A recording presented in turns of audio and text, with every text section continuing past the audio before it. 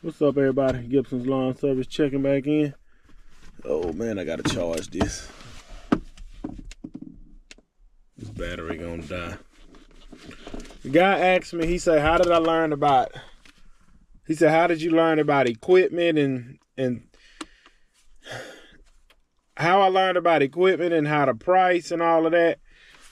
You learn by trial and error. That's why I say you just can't run out and spend $100,000. I thought buying cheap equipment would bring the same results, and it don't. So in the beginning, I had a bunch of cheap equipment, and it kept tearing up. And then I buy it again, and it'll tear up again. That's when I was like, okay, you got to spend money. You got to buy once, cry once. So that's been my motto of buying equipment. Hey, if a mower $14,000, just buy it. It'll last 6-7 years. Instead of, well, man, I can get a residential mower with a welded deck for $5,000. You can, but when you go to backing up on that residential mower, it's slow.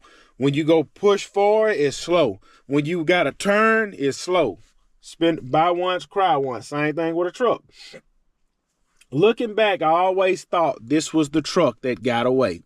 It was a 2008 Chevy Silverado Z71 four-wheel drive, leather seats. It had a 7-inch lift. It had some wheels and tires on it. And it had 40,000 miles. They wanted $17,000 for this truck. And I listened to a guy at my full-time job, man, there's something wrong with that truck, man. If it ain't got no miles on it, something wrong with it. And I thought that was the truck that got away. But fast forward to today, I would have had to go buy a 250.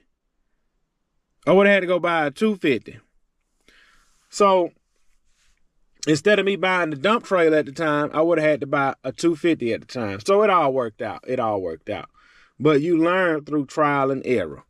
You learn how to price jobs when you start losing money on jobs.